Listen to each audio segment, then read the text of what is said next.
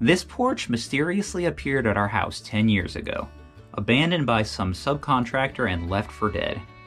We gave it a second life as a trampoline entrance, but now it's rotted out and needs to be replaced.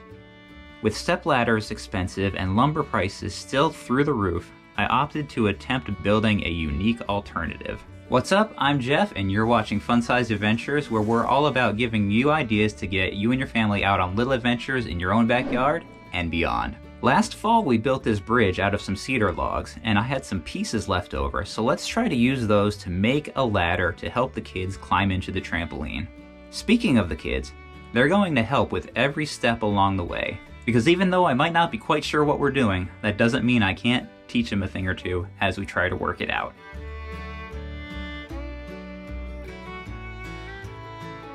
So together we stripped the bark, measured the pieces, and made the cuts. Every log is shaped a bit different, so all the measurements were just kind of eyeballed. I showed them how to notch out the logs with a saw and a chisel, and then pound things into place with a mallet. Everything was far from perfect, but it was well enough to get by. Things took 3 times longer than if I just did them myself, but it was time we got to spend together. At the end of the day, the finished product looks awesome, and every time the kids climb in, they can see their own handiwork and remember that morning we spent learning how to use some tools.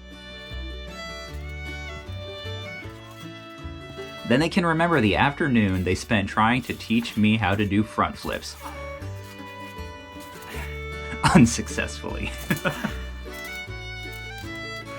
Thanks for watching. Be sure to click on this video up here if you want to hear more about that bridge we built that I mentioned. And until next time, get out there with your family in your backyard and have a fun-sized adventure of your own. I'm not close like I was yesterday. I don't know what I'm doing different.